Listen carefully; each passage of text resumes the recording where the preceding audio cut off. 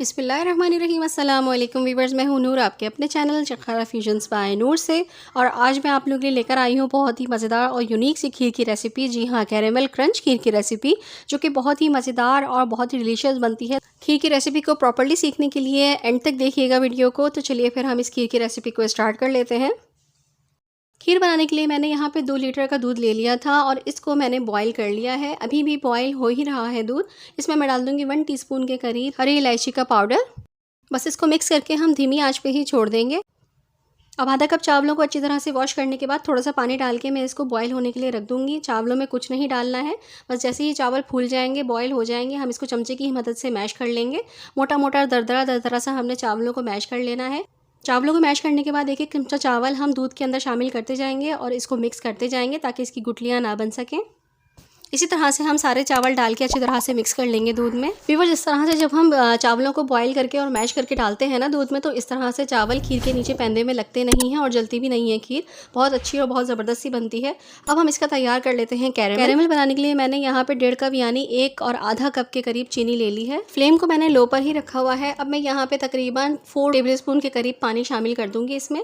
चमचा में नहीं चलाऊँगी, फ्राइंग पैन को ज़रा सा इधर उधर करके हिलाकर हम इस तरह से चीनी को घोल लेंगे। और जब चीनी का कलर आने लगेगा तो तब हम चमचे से इसको थोड़ा बहुत हिलाकर किनारे किनारे या फिर जो है वो पूरे में मिक्स कर लेंगे। और थोड़ा सा पानी शामिल कर दूंगी इसमें। ये काम आपने बहुत एहतियात के साथ करना है, छींटे उड़ के आपके ऊपर भी आ सकती हैं और कैरेमल का जला बहुत ज़्यादा बुरा होता है। तो बहुत एहतियात के साथ आपने पानी डालना है कि छींटे आपके ऊपर ना आए। पानी डालने के बाद आपने इसको अच्छी तरह से मिक्स करना है, इसी तरह से जिस तरह से मैं कर रही हूँ। अगर आप पानी डालने के बाद फ़ौरन से मिक्स नहीं करेंगे तो आपका कैरेमल जम जाएगा और जमा गुठलियाँ गुठलियाँ सी आपके कैरेमल में बन जाएंगे। कैरेमल आपका बिल्कुल भी परफेक्ट नहीं बनेगा। फ्लेम को आपने मीडियम लो पर ही रखना है। बस ये कैरेमल हमारा तैयार हो चुका है। अब पकती हुई खीर में हम ये कैरेमल को डाल देंगे।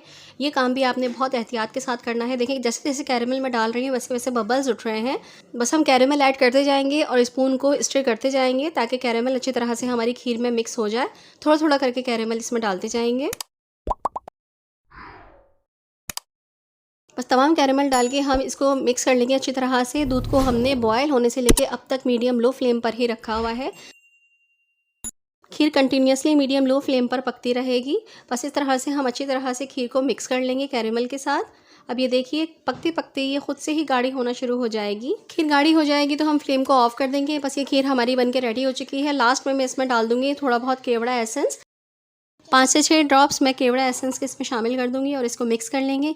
खीर को हम अच्छी तरह से ठंडा कर लेंगे। आप चाहें तो फ़ैन के नीचे इसकी भाप निकलने दें। भाप निकलने के बाद इसे रेफ्रिजरेटर में रख दें। अच्छी तरह से चिल होने के बाद ही हम इसमें क्रंच ऐड करेंगे। क्रंच मैंने यहाँ पे पहले ही बना के रख लिया था और इसको तोड़ भी लिया है। क्रंच की फुल रेसिपी मैं आपको कैरेमल क्रंच डेजर्ट में बता चुकी हूँ। आप चाहें तो मेरे चैनल से या फिर एंड स्क्रीन पे मैं दे दूँगी, आप वहाँ से वो जाके रेसिपी देख लीजिएगा। बहुत आसानी से क्रंच घर में बना सकते हैं हम। अब यहाँ पे मैंने थोड़े से आलमंड को मोटा मोटा कूट कर इसमें शामिल कर दिया है। आप चाहें तो आप कोई सा भी ड्राई फ्रूट इसमें ऐड कर सकते हैं। खीर को अच्छी तरह से चिल करने के बाद मैं यहाँ पे प्याले में निकाल चुकी हूँ खीर को। अब हम क्या करेंगे कि थोड़ा सा क्रंच मैं इस खीर के अंदर मिक्स कर दूँगी और बाकी क्रंच से हम खीर को ऊपर से डेकोरेट कर देंगे। इसके ऊपर तमाम स्प्रिंकल कर देंगे हम क्रंच को। बहुत ही मज़ेदार और बहुत ही यमी टेस्ट इसका बनता है। अच्छा, इसमें आप एक बात का ख्याल रखिएगा, अगर आप मीठा कम इस्तेमाल करते हैं तो जो आपने कैरेमल बनाया है वो कम मीठा कम चीनी का बनाइएगा। आप 1.5 की बजाय 1 कप ले लीजिएगा, क्योंकि ये क्रंच की वजह से भी चीनी जो है वो थोड़ी सी बढ़ जाती है खीर के अंदर। ये देखिए, इस तरह से हमने तमाम क्रंच इसके ऊपर स्प्रिंकल कर दिया है। देखने में भी कितनी ज़बरदस्त और कितनी मज़ेदार सी लग रही है ना। और जब चिल करके आप इसको खाएँगे ना तो इसकी क्या ही बात होगी। अब इसको हम रख देते हैं रेफ्रिजरेटर में चिल होने के लिए। ये लीजिए फ्रेंड्स, खीर हमारी एकदम ठंडी ठंडी मज़ेदार सी तैयार हो चुकी है। ये देखिए, इसका टेक्सचर देखिए कितना ज़बरदस्त आ रहा है और जो क्रंच इसके बीच में आएगा ना वो बहुत ही ज़्यादा टेस्टी और बहुत ही ज़्यादा यमी लगता है। तो इस खीर को ज़रूर ट्राई करके देखिएगा आप। अगर आपको मेरी रेसिपी पसंद आई है तो मेरी रेसिपी को लाइक करें और रेसिपी को आगे व्हाट्सएप या फिर फेसबुक पर एक मरतबा शेयर भी कर दीजिएगा। और अगर आप मेरे चैनल पर नए हैं तो मेरे चैनल को सब्सक्राइब कर लीजिए और बेल का आइकन प्रेस कर दीजिएगा ताकि नई और यूनिक आने वाली वीडियोस आप लोगों को नोटिफिकेशन की सूरत में मिल सकें। इसके अलावा आप मुझे मेरे फेसबुक पेज, इंस्टाग्राम और टिकटॉक पर भी फॉलो कर सकते हैं। तो चलिए फिर आऊँगी इंशाअल्लाह ताला अच्छी और यूनिक से रेसिपीज़ को लेकर। जब तक लिए नूर को अपनी दुआओं में ज़रूर याद रखिएगा। अल्लाह ताला आप सबके रिस्क में भी बरकत अता फरमाए, आमीन सुम्मा आमीन। तो चलिए फिर इजाज़त दीजिए। अल्लाह हाफिज़, अल्लाह निगहबान।